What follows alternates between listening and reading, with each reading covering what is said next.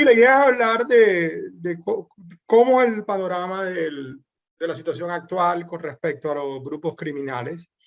No cualquier grupo criminales, es decir, creo que aquí hay una diferencia entre lo que son problemas de criminalidad típicos, más de problemas policiales, a otro nivel en que ya lo que está en juego no es en sí la seguridad de los ciudadanos frente al crimen, sino aspectos políticos, es decir, el control armado de determinados grupos sobre sectores de la población, bien sea de manera monopólica o compartida con el Estado, y la influencia política que puedan tener estos grupos sobre las instituciones del Estado, bien sea a través de corrupción, de nombramiento de funcionarios y de candidatos a las elecciones afines o con acuerdos con estos grupos, no necesariamente afines, pero sí con acuerdos.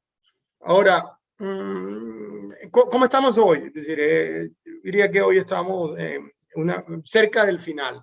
Voy a ser muy optimista. Y cerca del final en el sentido en que el Estado colombiano ha avanzado mucho después de varias décadas y ha logrado a veces no podría ni decir recuperar, porque en realidad nunca estuvo, sino proyectar sus instituciones a lo largo del territorio. Es más, voy a empezar con una tesis bastante atrevida, y es de decir que finalmente el conflicto en Colombia y el narcotráfico obligaron al Estado a cumplir sus funciones a lo largo del territorio.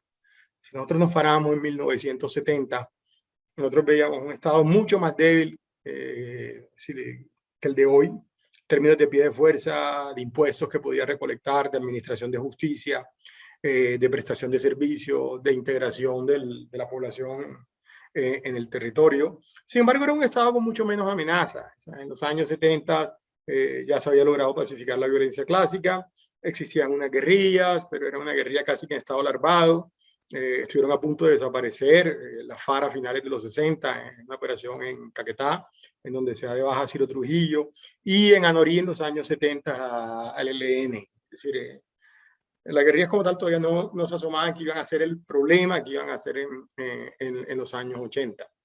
Ya había algo incipiente ya de narcotráfico, con la bonanza marimbera y con los primeros traficantes de cocaína.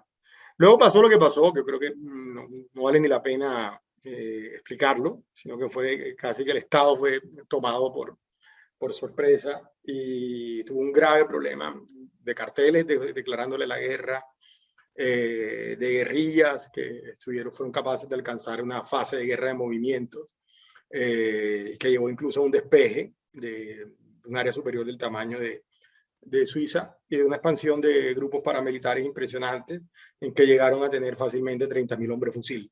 Ya es un ejército de otras dimensiones. Ahora, yo no puedo ver eso como un gran problema, una gran debilidad del Estado. Y sí, efectivamente, en países donde ocurre eso, uno supondría que el Estado tiene que tener algún tipo de falta de capacidad para dejar que crezcan de esa manera estos grupos. Pero al mismo tiempo, uno puede decir dos cosas. Uno es que en realidad el Estado central nunca estuvo en riesgo de colapsar. O sea, recuerdo mucho que a finales de los 90, incluso un texto de la RAND Corporation habló de Colombia como Estado fallido o Estado en colapso. Y a día de hoy nos damos cuenta que fue una exageración. O sea, el momento más álgido para el Estado fue la toma de MeToo, y en realidad la toma de MeToo fue capaz de recuperarse en 2 días, 3 días. Y la FARC demostraron que no eran capaces de tomarse ni MeToo. Que MeToo era una capital departamental, pero todos sabemos que en realidad era un pueblo aislado al resto del país. Y de hecho, en el caso Alco hubieran escogido MeToo, porque en MeToo no hay vías de comunicación por tierra, y la única manera de llegar era a través de aviones o de río, y el rango de acción, el radio de acción de los helicópteros no llegaba hasta MeToo. Pero bueno, ese es el pedazo en cuanto al Estado central. Sin embargo, sí, el Estado central no estuvo en riesgo de colapsar, pero el Estado central sí logró proyectar su autoridad. Entonces, si nosotros teníamos el problema que teníamos a mediados de los 90 y en los 80, con los carteles y luego con la guerrilla, Nosotros vemos hoy ya que a finales de la década del 2000, incluso hoy mismo, ya el desafío al Estado es mucho menor. El Estado llegó a muchos territorios. Llegaron sus instituciones, llegó la fuerza pública, sobre todo. Además, si comparamos el tamaño de la fuerza pública en los 70, si comparamos con el tamaño de la fuerza pública hoy, el cambio es impresionante. Ahora, creo que todos coincidimos en eso, y en gran parte lo que lo llevó al Estado fue como un desafío. Y un desafío que se dio por el narcotráfico y un desafío también armado. Podríamos decir incluso, y creo que esto vale la pena agregarlo antes de seguir en la charla, es que en Colombia se ha dicho mucho que hay más territorio que nación y más nación que Estado. Y lo que ocurrió en los años, en esa década del conflicto entre los 80 y 2000, incluso creo que al día de hoy, es que uno podría decir que en Colombia hay más territorio que nación, hay más nación que mercado y también hay más mercado que Estado. Y con eso que me quiero referir. Y finalmente, si nosotros vemos la guerra que ha ocurrido en Colombia, podemos hacer una lectura no tanto entre las reclamaciones ideológicas de los distintos grupos, sino la guerra la podemos interpretar como la forma en que muchas regiones terminaron incluyéndose, integrándose al resto del Estado y a través de una primera integración en los mercados que se dio por los excedentes del narcotráfico. Finalmente la guerra se trató de llegar a regiones donde eran controladas por grupos armados que se financiaban de la coca y eran regiones que además cuyos mercados dependían de la coca. Y el gran desafío para el Estado era cómo llegar a esas zonas y cómo poder construirse en un ambiente y una forma de organización económica donde la principal mercancía que sostenía los mercados era una mercancía criminalizada por el propio Estado. Que eso es la gran dificultad. Y esto es importante decirlo porque es el problema que tenemos hoy, básicamente, con las casi 200.000 hectáreas de coca. Y el desafío es, bueno, cómo Colombia logra ya llegar al final de la guerra, es decir, desarmar a todos los grupos con pretensiones de control territorial. Si al final de cuentas tenemos casi 200.000 hectáreas de coca, o al menos una población que puede bordear entre las 200.000 y 400.000 habitantes, cuyos mercados dependen directamente, no indirectamente, directamente del cultivo de coca, que es una forma de producción económica que el Estado no puede gobernar porque la criminaliza. Y ese es el gran desafío. Ahora, quiero poner también en discusión el tema del acuerdo de paz de La Habana y la desmovilización de la FARC, porque allí hay todo un tema que es políticamente debatible y además con muchas implicaciones en el debate político, relacionado que si al día de hoy hay posconflicto o violencia. O conflicto o violencia sería la manera más precisa de decirlo. Hay un sector, digamos, más por el ala de uribismo, más por el ala contra Santos, más de derecha, en que dice que la firma del acuerdo de paz no significó el fin del conflicto, entonces no podemos hablar de posconflicto, porque todavía quedan grupos armados. E incluso algunos sectores van más lejos y dicen que las disidencias que quedan y los grupos armados que quedan son las mismas FARC. Algo que no comparto porque la evidencia no lo demuestra hasta allá. Y lo que hay de Marquetalia, que es lo que quiere hacer y montar Iván Márquez, tampoco nos podría llevar a decir que va a ser capaz de reconstruir a la FARC. No lo vería hasta ese lado. Pero tampoco yo me voy por el lado de los defensores del acuerdo de paz y otros sectores que dicen que lo que queda son violencias. Es decir, que ya la guerra se acabó y quedan ciertos grupos violentos por ahí. Creo que también es una forma demasiado olímpica de querer salir del problema del desafío para el Estado luego de la desmovilización de la FARC. Porque el día de hoy no es solo que hayan grupos armados disputándose el narcotráfico y que de vez en cuando hagan vendetas entre ellos, sino que hay grupos armados que gobiernan la población, es decir, que son el Estado de una gran parte de la población. Lo que nosotros tenemos de urabeños, de disidencias de FARC, pelusos, caparros, ELN, etcétera, son grupos que definitivamente regulan las sociedades. En muchos casos, en áreas urbanas, hay un gobierno paralelo entre el Estado y ellos. en áreas rurales incluso alcanzan a ser estados casi monopólicos. Entonces, el problema sigue, obviamente un problema articulado con las rentas criminales, que yo recomendaría mucho verlo no solo como la codicia de los guerreros, sino de cómo la organización económica y el acceso a los mercados de una gran parte de la población es tramitada a través de las instituciones de estos guerreros. Es decir, ellos protegen una actividad que está criminalizada por el Estado y ofrecen justicia y protección en regiones donde la siembra de coca es la principal actividad económica. Entonces, estamos entrando ya a un momento complejo, donde no creo que podamos hablar de simple violencia ni de conflicto, sino otra etapa por la que está atravesando el país, donde quedan muchos grupos armados con este tipo de capacidad que hablamos. Voy a concentrarme solo en los grupos en zonas rurales y en zonas donde son capaces de desplegar una alta capacidad de militar. Eso igual está articulado con mucho crimen organizado en las ciudades, pero no quiero llevarlo a ese nivel de complejidad porque nos distraería mucho de la atención sobre el tema que queremos enfocarnos. Entonces quedan estos grupos y la sensación que quedó con el Estado es que luego que se desmovilizan las FARC, el Estado hubiera entrado en una fase de aletargamiento. Es decir, sintiendo que, bueno, ya no hay estos grupos tan cercanos al Estado, no hay una FARC que nos quiera desafiar y llevar al ejército en una guerra de movimientos, o en una guerra ya incluso peor que una guerra de posiciones. Ya eso no existe, ya lo que tenemos son una serie de grupos armados, más criminalizados, sin gran discurso, con menor articulación a nivel nacional. Entonces es como si el Estado pensara, ya yo terminé la tarea, así falta un pedazo, y se sentara en el sofá, se fuera a tomar una cerveza y a ver televisión un rato. O sea, vamos a descansar. Y no es así, porque de todas maneras quedan estos grupos. Y, por ejemplo, en el caso de Otoniel, la captura, Otoniel fácilmente manejaba una organización con más de 1.000 hombres fusil, capaces de entablar combates en zonas como Urabá, Bajo Cauca, Catatumbo. Y como estamos hablando de combates, es capaz de derrotar militarmente en el terreno a la guerrilla del ELN.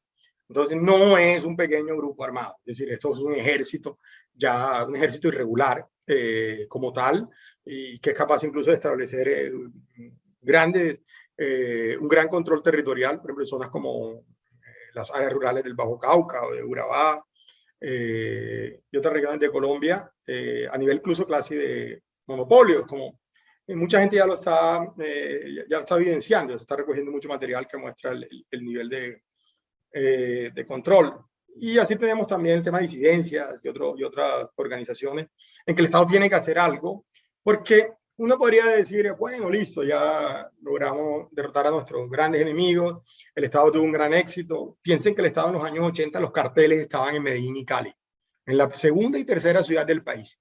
Y el Estado tuvo un éxito de llevarlos ahora a zonas muy periféricas. Es decir, ahora, ¿qué cartel hay? En Tumaco, que ni siquiera es Tumaco, sino en las veredas de Tumaco. Los urabeños, que es decir, es el área, incluso el área más boscosa y selvática del Urabá. Entonces, es un gran triunfo para el Estado. Es decir, el Estado puede decir hoy, sí, Colombia produce más coca que nunca, pero estamos produciendo más cocaína, pero políticamente y en términos de autoridad del Estado, hemos logrado replegar a estas organizaciones. Pero, y aquí viene el gran pero, si el Estado no hace nada, es decir, puede haber un proceso de nuevo, digamos, llamémoslo no de contraofensiva, sino de despliegue de la periferia hacia el centro. Es decir, que estos grupos armados acumulen suficiente poder en áreas periféricas y ya comiencen a ingresar a zonas más integradas. Ejemplo de esos hay, o sea, los intentos de los urabeños por entrar a Medellín, o cómo desde Cauca el narcotráfico y el control territorial se ha acercado a Cali, por ejemplo, Jamundí. Jamundí está muy cerca de Cali y es un territorio coquero. Entonces, lo que hay que llamar es que, es decir, sí hubo un gran avance, pero si el Estado no hace nada, esta situación se puede volver más preocupante. Y esas cifras ya las estamos viendo, es decir, con el incremento de masacres, el incremento de homicidios, de asesinato de líderes sociales y demás. Eso es señal de que, es decir, algo tiene que hacerse en términos de cambio de seguridad. Entonces yo quiero dedicar la presentación a explicar ese fenómeno y explicar de una perspectiva histórica, sobre todo diferenciándolo mucho de sus dos grandes orígenes, que es la guerrilla y los paramilitares. Porque los grupos que hay ahora son disidencias de las guerrillas o grupos que tienen una línea de continuidad muy clara con los paramilitares. Entonces, quisiera explicar un poco qué fueron guerrillas y qué fueron paramilitares para entender qué es lo que hay ahora. ¿Qué cambió? Y lo segundo que quiero también es referirme mucho a la desmovilización de la FARC y el proceso de La Habana, porque uno puede argumentar mucho que sí, lo que sea, es decir, que no hay posconflicto, que todavía es conflicto, que son violencias, lo que se quiera decir, pero sí hay un cambio radical a partir del proceso de La Habana. Esto es muy distinto a lo que había antes. Incluso voy a discutir los dos puntos de la gran diferenciación, o sea, ¿por qué significa un quiebre el proceso de La Habana? Y significa uno, es porque se acabaron, salió del contexto de la guerra, el único grupo que quería hacer, que tenía un proyecto revolucionario a nivel nacional, es decir, un grupo armado que quería suplantar al Estado central, la FARC. Es decir, la FARC ya a mediados del 2000 era en realidad el único grupo que tenía esa pretensión, ya el ELN había renunciado. No sé si usted sepa un poco el tema del ELN hoy, que la premisa no es hacer nuevamente un ejército revolucionario, sino tener vigencia territorial, es decir, controlar diferentes territorios.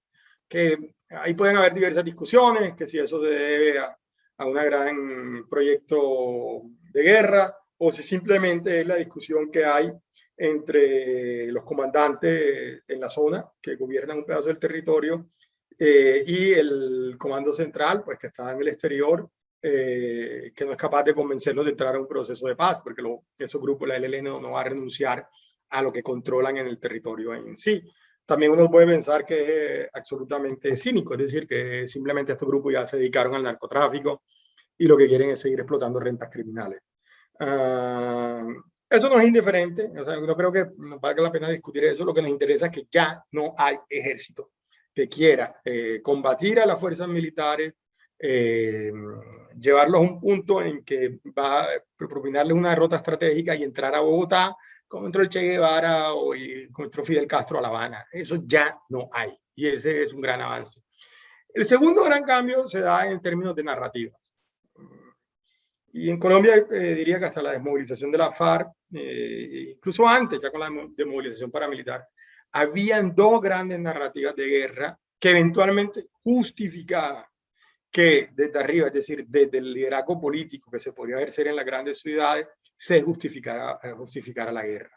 La primera era el derecho a la rebelión, es decir, el derecho de apelar a la violencia por causa de las injusticias sociales. Y en ese sentido era el derecho a poder organizar una guerrilla para tumbar el Estado, digámoslo así en palabras simples, y en medio de la organización el derecho a cometer ciertos actos violentos, ciertos actos terroristas incluso, contra la población civil, porque la revolución estaba por encima, dado el nivel de injusticias sociales que hay en Colombia.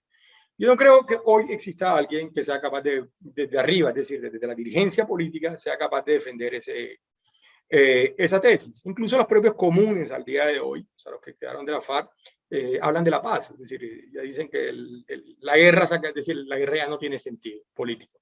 Y creería que solo unos muy, muy extremistas lo defenderían.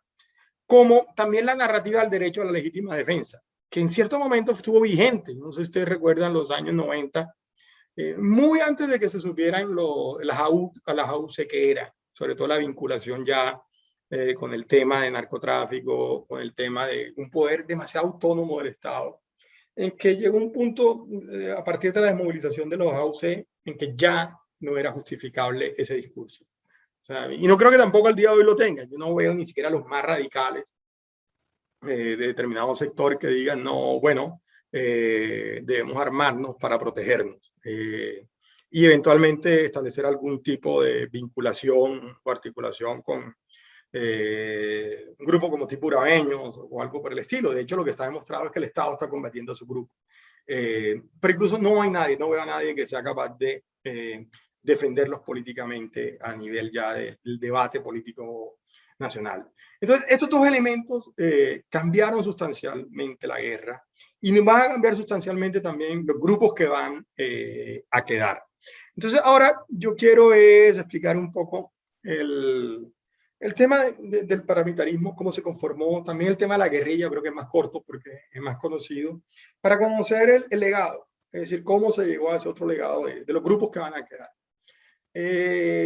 Y sí quiero insistir mucho en un punto, incluso un punto con fecha específica, principios de 1994, porque nosotros no podemos comparar el paramilitarismo que existió en Colombia antes de 1994 con el paramilitarismo que surge después del invento de Carlos Castaño.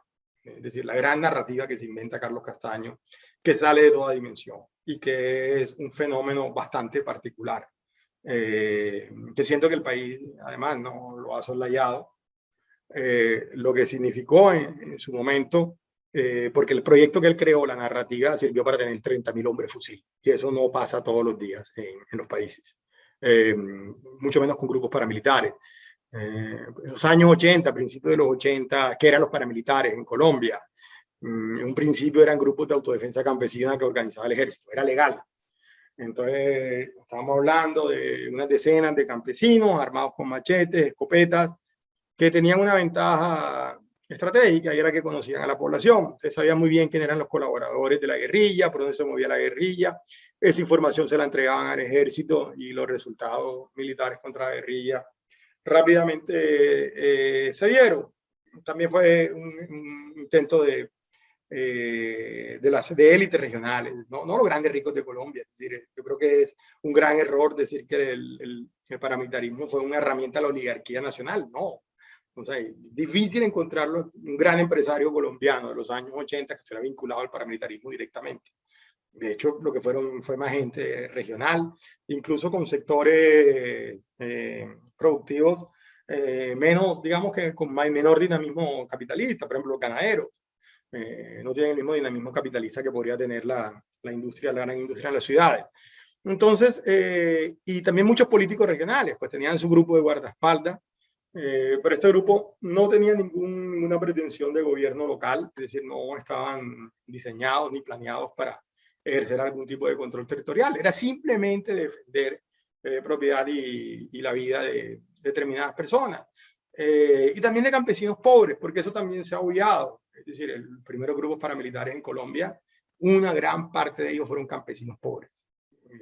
No lo veo, los Rojas, los Izaza, la gente de Henry Pérez, pues no eran grandes ricos, no eran los grandes ricos de Colombia, sino que estaban hastiados de la guerrilla, porque la guerrilla en el proceso de expansión a principios de los 80 presionó mucho a ese tipo de población.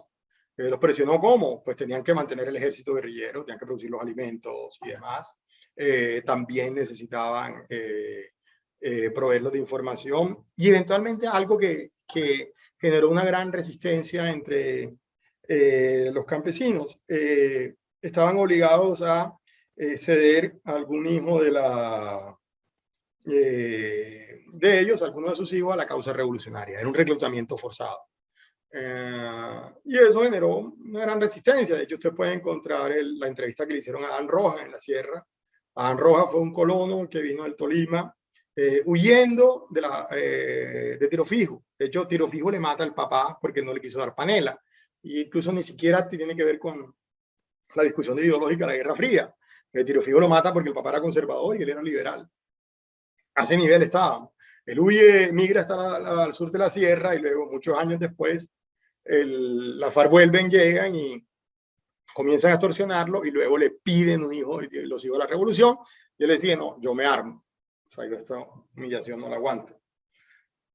Y eso pasó a lo largo de Colombia. Entonces se crearon estos pequeños grupos, pero ojo, estos grupos simplemente funcionaban como auxilio del Estado, eventualmente era guerra de guerrillas, es decir, eran emboscadas, eso no participaban un centenar de combatientes, eran máximo una pequeña grupo de 10, 20 escopeteros, si mucho, contra una incursión guerrillera. Eso era relativamente pequeño y en ningún momento estos grupos armados tenían primacía sobre otros actores de poder. sea, es decir, sobre los políticos locales, sobre los ricos, digamos, sobre el poder económico local, y era muy débil frente al poder militar nacional. Es decir, ese grupo básicamente eran auxiliadores del ejército. Pero ¿qué sucede? En los años 80, el narcotráfico, hay un boom del narcotráfico, de cocaína que todos conocemos, y ahí va a comenzar una guerra que nos va a costar mucho a nosotros los colombianos.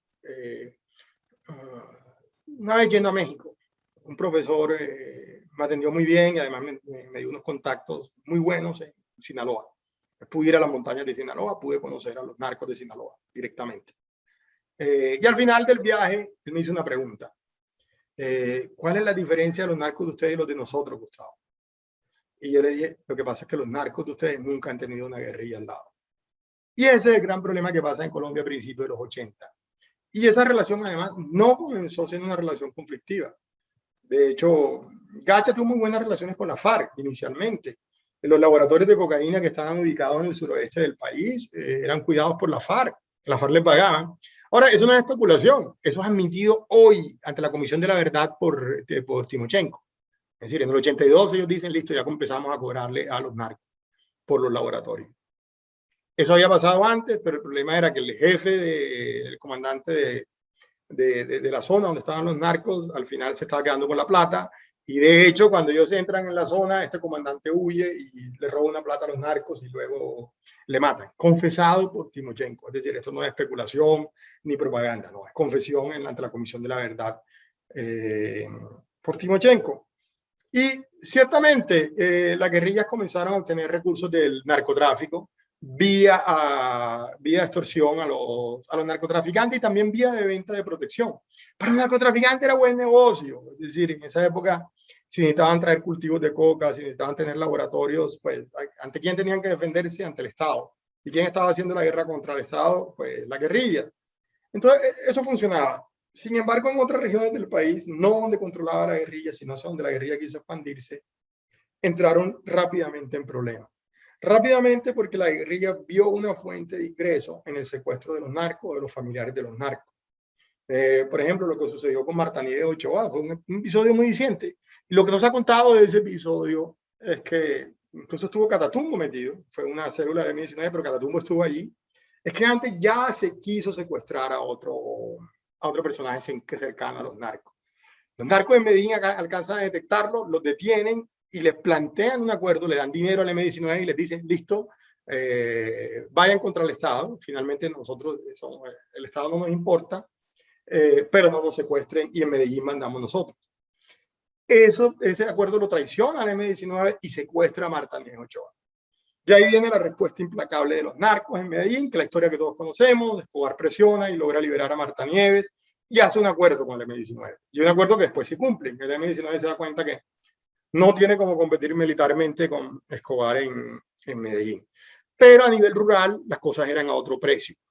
Porque a nivel rural las posibilidades militares de la guerrilla eran superiores. O sea, la guerrilla obviamente no podía tomarse Medellín y someter a los narcos. Era mucho más difícil. Había más Estado. Pero a nivel local, por ejemplo, en el caso de Fidel Castaño, al papá de Fidel lo secuestran aproximadamente a finales del 81, o en el 82, no recuerdo bien ahora, tendría que volver a buscar.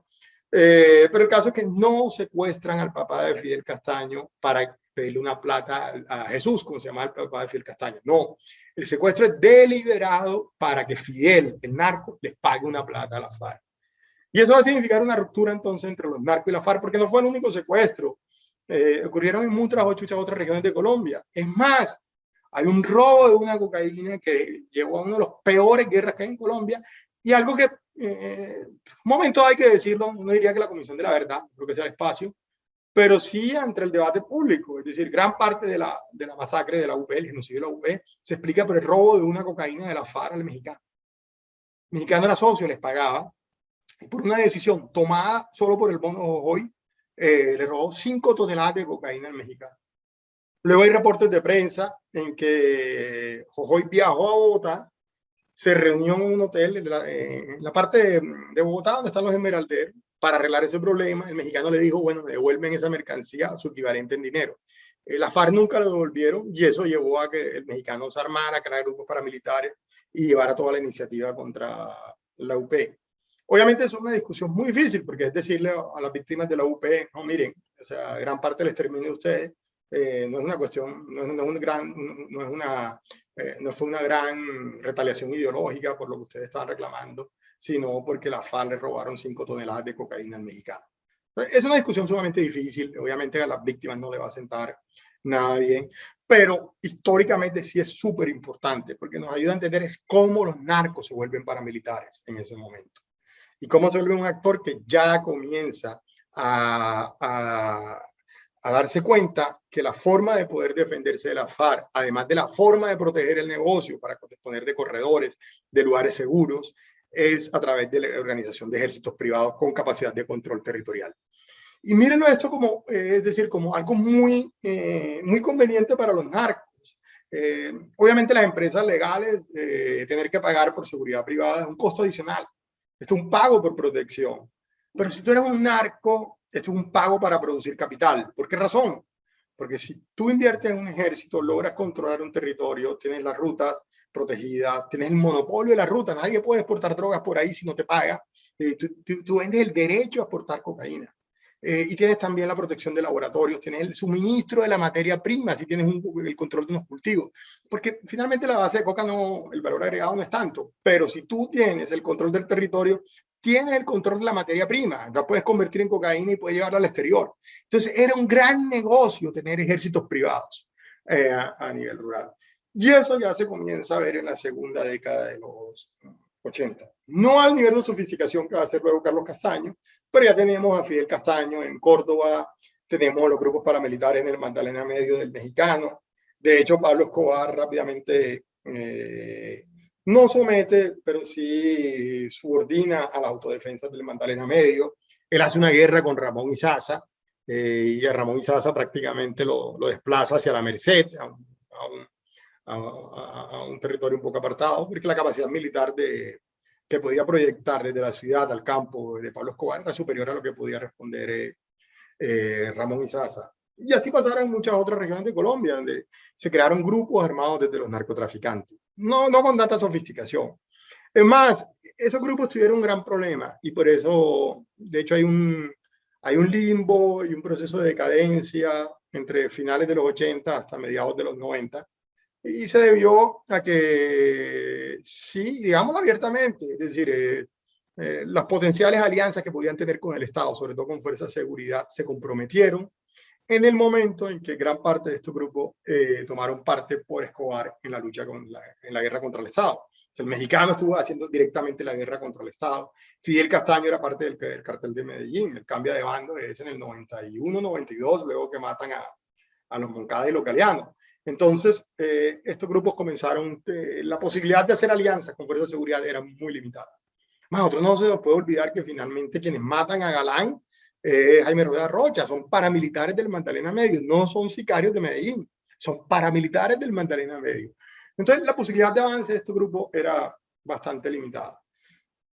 Mientras tanto, la FARC seguía con una campila de ELN y las demás guerrillas seguían con una idea de expansión. Yo creo que aquí lo importante es lo siguiente, es el factor ideológico.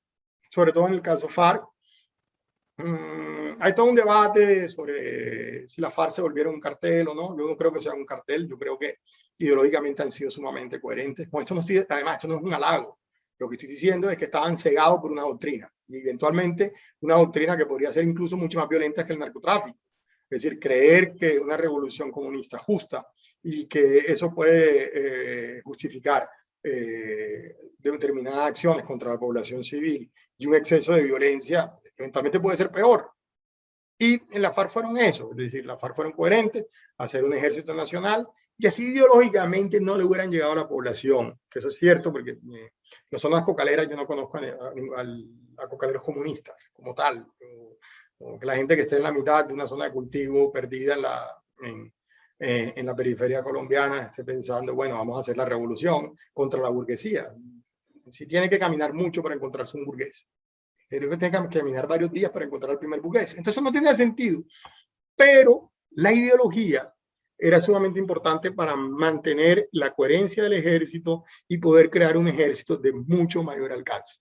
Es decir, la ideología, bueno, puede que no funcionara con la población civil, pero dentro de la organización sí era importante y les permitió crear un cuadro jerarquizado, una estructura jerarquizada de ejército que funcionaba acorde en numerosas regiones de Colombia, prácticamente casi todo el país, para hacer la guerra contra el Estado.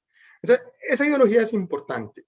Es importante porque además va a marcar unas diferencias con el paramilitarismo, una diferencia de hecho, es decir, mientras el paramilitarismo pensaba más en el poder local, en el poder regional, y negociar con el Estado a través de políticos regionales, la FARC no, la FARC estaban pensando en todo lo que se hacía, ese tipo de alianza era un medio para derrocar el Estado al final, y al final no había un punto de encuentro, sino una guerra a muerte por revolución o por derrota. Y eso lo hace muy distinto. Y importante decir también que hay una generación en particular que hace ese tipo de guerra, y es una generación que comienza a reemplazar ya a los dos viejos mandos. Los dos viejos mandos era Jacobo Arenas, que venía del Partido Comunista, y Manuel Marulanda Vélez. Manuel Marulanda Vélez, incluso no sé si ustedes sepan de dónde viene ese nombre, porque el nombre real de Tiro Fijo es Pedro Antonio Marín, pero él se pone ese apodo para simbolizar la unión del obrero con el campesino. El Manuel Marulanda Vélez original era un sindicalista que mató al Estado, al parecer, en los años, creo que 50, 60, previamente. Eso no llegó muy lejos, es decir, esa unión del obrero con el campesino no llegó muy lejos. De hecho, la parte insurreccional del plan de guerra de la FARC, eso no funcionó. Lo que funcionó fue el ejército guerrillero y la guerra popular prolongada. Pudieron mantener un ejército durante 50, 60 años. Y eso lo mantuvieron con cuadros de la JUCO, formados en ciudades, la mayoría, que luego viajaron y adquirieron legitimidad militar, se volvieron comandantes. Cano, Timochenko, Márquez, París, Catatumbo, etc. Iván Ríos, todos fueron cuadros formados, Santrich, fueron formados en el Partido Comunista y acabaron en la guerrilla. Entonces era otro tipo digamos, de liderazgo. Además, era un liderazgo donde era importante el manejo de la retórica marxista. Y miren, simplemente para la discusión hacerla más corta, ¿por qué es importante? Porque cuando se da la desmovilización de la FARC, después del Acuerdo de La Habana, quienes quedan como élite de la FARC y quedan en buena posición después de la negociación son estos cuadros que manejaban la retórica marxista. Y mientras tanto, muchos cuadros, mandos medios, que eran buenos para la guerra, pero no manejaban esa retórica, van a quedar al margen en la negociación. Es decir, ocupaban una posición alta, pero luego, como no, en el partido su función iba a ser bastante restringida, pues no iban a ser capaces de reinsertarse con, digamos, con los beneficios que iba a tener esa generación. Y ya era claro que para esa época, por la propia edad de los mandos de la FARC, muchos mandos medios que sabían manejar la guerra, que sabían manejar la recta criminal y que sabían ejercer control territorial, pues veían que si no existía una unidad guerrillera que les impusiera disciplina y los recogiera, que es una palabra muy de la guerra colombiana, recoger, es decir, que se subordina, van y lo recogen. Así lo utilizaron no solo la guerrilla, sino los paramilitares. Cuando no tenían eso, pues listo, armamos un ejército privado y actuamos más como señores de la guerra. Que eso es lo que sucedió después de la desmovilización, ya eso apunta más las disidencias. Creo que además también, y creo que eso fue algo que vieron las propias jefaturas de la FARC. De hecho, voy a ser sumamente cínico y voy a decir, por eso de paz también se puede leer como el plan de retiro de la jefatura de la FARC. Será el plan de jubilación, así de como suena, y es que eventualmente esa generación que todavía controlaba la FARC, pues no se veía siendo guerrillero a los 60, 70 años.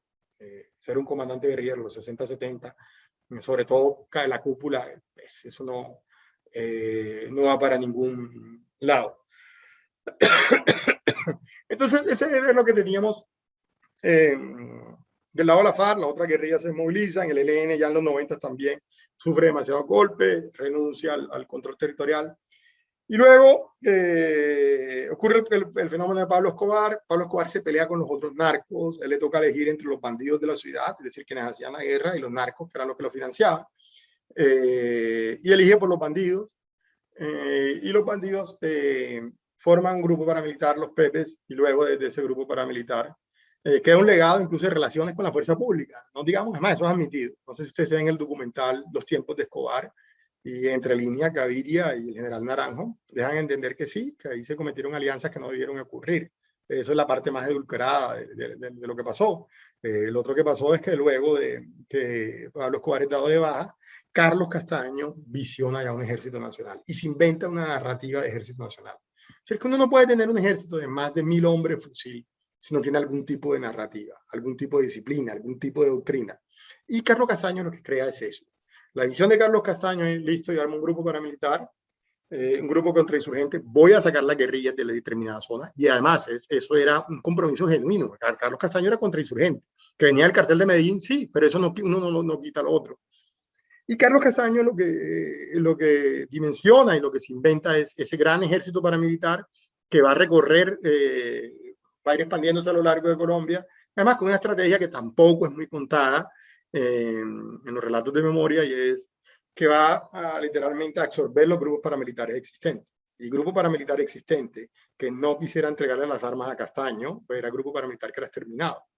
Entonces la idea es, nosotros vamos a ser el único ejército, vamos a unificarlo, y nuestra capacidad de combate con la guerrilla va a ser muy superior.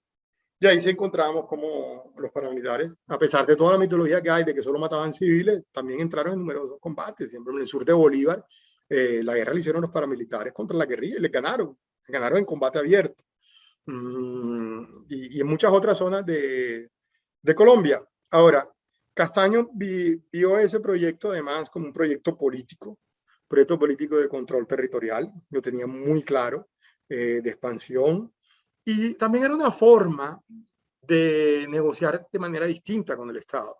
Sabían que eso no era viable en el largo plazo, ese tipo de ejército, pero era mucho mejor negociar como un guerrero contrainsurgente que como un ex miembro del cartel de Medellín. Entonces, siempre se dio el proyecto de autodefensa como una forma de negociación con el Estado. Y eso siempre estuvo allí en el funcionamiento de la AUC. Ahora, la AUC tiene un éxito inusitado, se expande alrededor de Colombia. Hay algo que reclaman la FARC, que es que entre el 98 y el 2002, que se fortalece más son las autodefensas, y es verdad. O sea, el gran crecimiento entre el 98 y el 2002 del grupo armado fueron las autodefensas. Ahora, eso se sale de control en el momento en que ya surgen diversos grupos demasiado fuertes que tenían dos problemas. Uno, que ya no se acogían al mando nacional. Carlos Castaño perdió el mando de la autodefensa. Hubo ejércitos incluso más grandes que el de Castaño.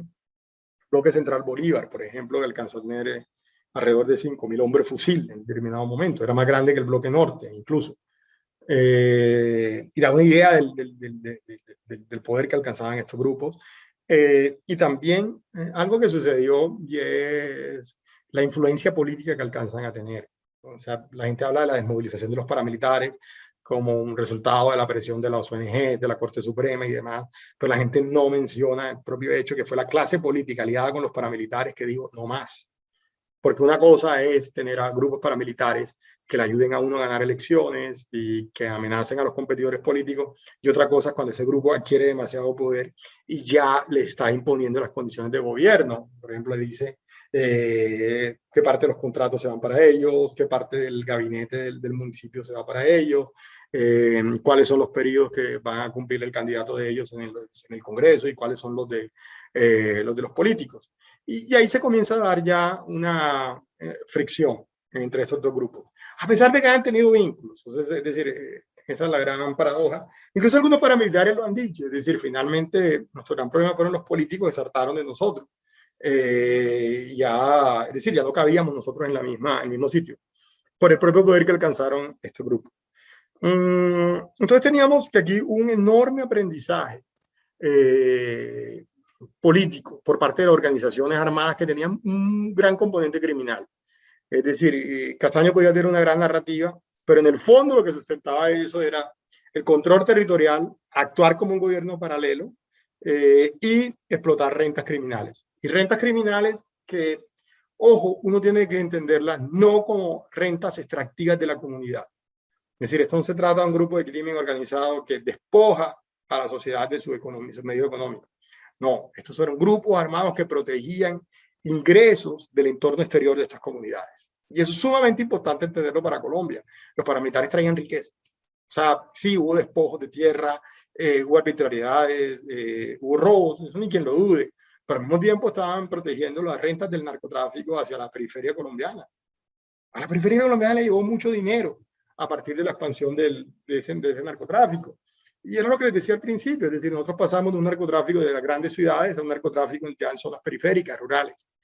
Y eso genera además un proceso de aprendizaje, entre cualquier adolescente o joven sabe muy bien que si organiza un grupo armado, ejerce control territorial, ejerce como funciones propias del Estado, que está en unas condiciones de controlar rentas criminales en una enorme ventaja militar. Hagan una simple comparación. Comparen un grupo armado que quiere controlar cultivos con otro grupo armado que quiere controlar cultivos, pero que además de controlar cultivos, controla la población y ejerce como Estado. ¿Quién tiene la ventaja militar en esos dos casos? De lejos, el que ejerce como, Estado, ejerce funciones de Estado en el territorio. Controlando la población es como se puede controlar un territorio. De hecho, al día de hoy, controlar cultivos exige el gobierno de las zonas donde se cultiva. O sea, no es posible entrar y simplemente controlar las matas. Tienes que controlar la gente también. Y eso, es decir, eso va a ser el legado del problema que tenemos hoy. Entonces, ¿qué pasa en la desmovilización paramilitar? Sí, salen los principales jefes, ocurre todo lo que ocurre, matan a Castaño, matan a Carlos Castaño, a Vicente, toda la violencia que se generó, pero fue muy positivo porque se sacaron muchos hombres de la guerra. Sin embargo, siguieron una serie de grupos criminales ya sin la necesidad de la gran narrativa de Castaño. ¿Por qué? Porque ya todo eso estaba montado. Por ejemplo, el caso de Otoniel, los Úsuga venían de hacer la guerra con el ELN a principios de los 80, luego pasaron a la disidencia, perdón, del EPL, luego pasaron a la disidencia del EPL, fueron asociados de la FARC, pelearon con la FARC, fueron donde las AUC tenían desconfianza, lo utilizaron como un cuerpo especial, casi con unos boinas verdes. Luego se movilizan las AUC, Don Mario los organiza, capturan a Don Mario y finalmente es lo que queda. Entonces ya vemos que en ese momento, cuando la estructura está tan conformada, el aprendizaje y la tecnología, digamos, las tecnologías de control social están tan difundidas, ya esa gran narrativa no está necesaria.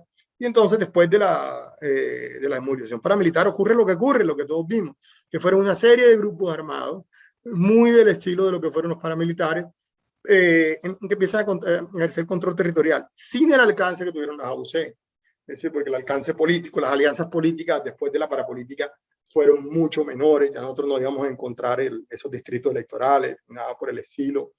Hubo un cambio también ya en la relación con las fuerzas de seguridad. Las fuerzas de seguridad comienzan a combatirlos de manera decidida, en gran parte porque, de hecho, digámoslo también como fue, en determinado momento, a mediados del 2000, ya eran innecesarios los paramilitares para combatir a la guerrilla. O sea, a finales del 2000 el Estado colombiano podría ganar sin necesidad de ayuda de los paramilitares, y lo que quedaban como grupos paramilitares eran más bien bandas criminales, BACRIM, como se llamó en su momento. Eso quedaron diversas a nivel nacional y luego hay un proceso de unificación, es decir, Otoniel recoge unas, otros grupos en Catatumbo también, etcétera.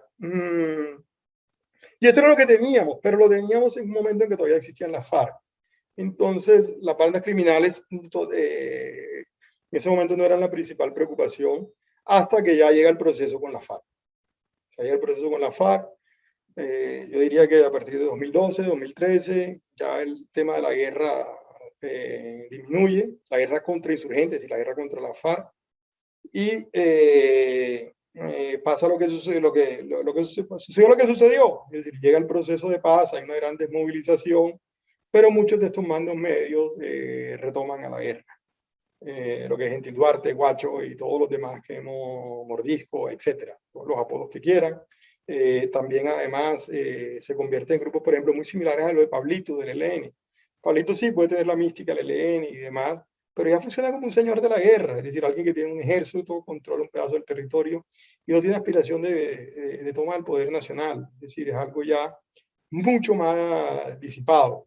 Y es lo que comienza a surgir al final, ya en el momento de la desmovilización. Entonces surgen todas estas disidencias. Ahí también es importante recalcar el papel de los explosivistas. ¿Por qué los explosivistas son importantes?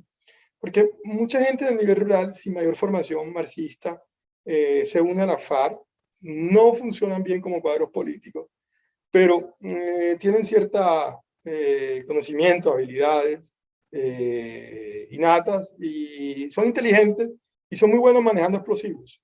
Entonces los explosivistas alcanzan a tener cuadros de mando, son mandos medios, son como una especie entre oficiales y suboficiales. Digamos, son oficiales sin influencia política. Y en el momento en que se salen de la jefatura comunista, si esta generación Juco sale, como les decía previamente, ellos retoman el control y ya pueden retomar ese control a nivel regional.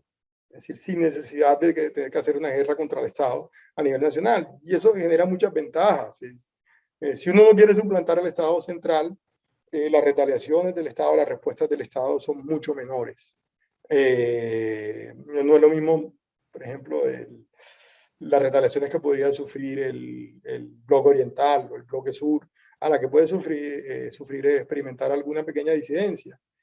Finalmente están ubicados en un grupo, en un área periférica, no es la gran amenaza al Estado, no les toca, además de eso, imponer enormes sacrificios a la población, como lo hacían los grupos guerrilleros. O sea, de hecho, el gran esfuerzo revolucionario de la FARC cayó en los hombros de la población civil. Ellos eran los que entregaban los reclutas, los que entregaban la información, los que se exponían. De hecho, muchos de ellos fueron asesinados. Todas las masacres que ocurrieron tuvieron su origen en su gran mayoría en esa situación. Estaban en zona guerrillera, eran vistos como colaboradores, algunos sí, otros no. Y eso se alivia un poco con la salida de la FARC del conflicto. Entonces nosotros ya tenemos un punto de aproximación entre lo que quedaron de los grupos paramilitares y lo que quedó de la FARC, comienza a ser sumamente parecido. Hay gente que habla, y de hecho de eso se vino hablando mucho tiempo, escribo incluso columnas al respecto, en que la gente hablaba de la colombianización de México, y era al revés. Con la salida de la FARC y de los paramilitares, lo que nosotros íbamos a entrar era la mexicanización de Colombia. Es decir, íbamos a tener pequeños carteles en áreas rurales controlados por ejércitos privados, sin tantas aspiraciones militares, que es lo que tenemos hoy. Ahora, entonces, ¿qué tenemos hoy? Todos estos grupos, pero damos una lectura política ya más arriba, es decir, tenemos estos grupos desarticulados con algún proyecto político nacional, están aprovechando, son áreas periféricas donde el Estado no terminaba de llegar, y donde el problema para el Estado, finalmente, con este tipo de organizaciones, es el viejo problema de siempre, es que aquí esto es una guerra que no se gana militarmente, el centro de gravedad de esta guerra es llevar el Estado, es decir, llevar las instituciones del Estado y que se imponga la institución del Estado. De hecho, uno podría describir que la guerra se gana no porque se destruyan los cultivos de coca ni porque dejen de existir estos grupos. La guerra se gana en el momento que estos grupos solo gobiernen sobre el narcotráfico, es decir, sobre transacciones de cocaína, y se deslinda totalmente del gobierno de la sociedad. El día que la Fuerza de Seguridad de Colombia y el Estado logre eso, ha ganado la guerra. Ese es el punto final. Ya tendríamos narcos puros, que eventualmente se matan entre ellos, pero son cosas de narcos, no son cosas políticas. Ahora, esto está súper sobrediagnosticado en términos que hay que llevar el Estado, eso digamos que ya lo sabemos, pero lo que sí siento es que ha faltado mucho liderazgo civil, porque si uno analiza el documento de seguridad democrática, era llevar el Estado. O sea, pueden haber muchos críticos de Uribe, etcétera, sí, pasaron muchos excesos durante esos años, todo eso es debatible, pero la gente cuando habla en contra de la seguridad democrática nunca se leyó el documento. Es más, quien que escribió el documento de la seguridad democrática en su mayor parte fue Sergio Jaramillo, quien fue quien trabajó en el proceso de paz con Santos. Pero la gente no lee el contenido de llevar el Estado, llevar la institucionalidad. Y eso estuvo bien en su momento, sentó bases para cómo iban a ser las relaciones, liderazgo civil sobre los militares, la coordinación, etc. El problema es que hoy es que hay que llevar el Estado en otras condiciones, es decir, esto ya no es llevar el Estado en un entorno donde existe una insurgencia que desafíe al poder nacional, sino el poder local más relacionada con crimen organizado. Y aquí hay algo que creo que al Instituto de Ciencia Política le interesaría mucho, y es que esto podemos hacer una lectura un poco como la batalla del Atlántico. La batalla del Atlántico, ¿de qué se trató? No sé si ustedes sepan, en la Segunda Guerra Mundial, Inglaterra quedó como el único aliado ya de Estados Unidos en Europa, no había ningún otro territorio, digamos, era la punta de lanza de la guerra contra Hitler, y la idea era sostener a Inglaterra como esa punta de lanza, y para sostenerla había que abastecerla, era una isla, y el gran problema para abastecerla eran los submarinos de Hitler.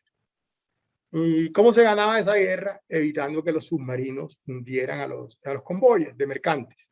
Entonces, incluso hay películas, una película reciente con Tom Hanks, muy buena en términos de animación, donde muestran cómo un convoy de mercantes es defendido por buques escoltas y hunden varios mercantes, pero al final logran llevar el grueso del abastecimiento a Inglaterra.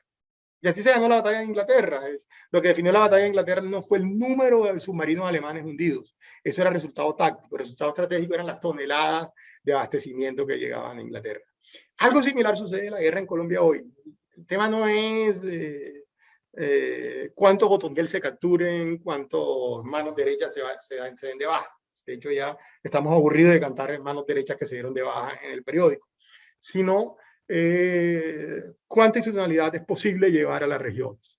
De hecho, la fuerza pública, la misión no debería ser principalmente es proteger la llegada del Estado a la región. Y eso debería hacerse muy coordinadamente con el resto del Estado, porque el Estado tiene que llevar primero infraestructura de justicia, que es lo necesario, tiene que llevar infraestructura social, escuelas, hospitales y demás, tiene que llevar infraestructura física y virtual, es decir, internet, carreteras, y luego eso no es suficiente, porque el gran desafío también es la organización económica, y eso no lo puede hacer el Estado solo, hay que llevar sector privado.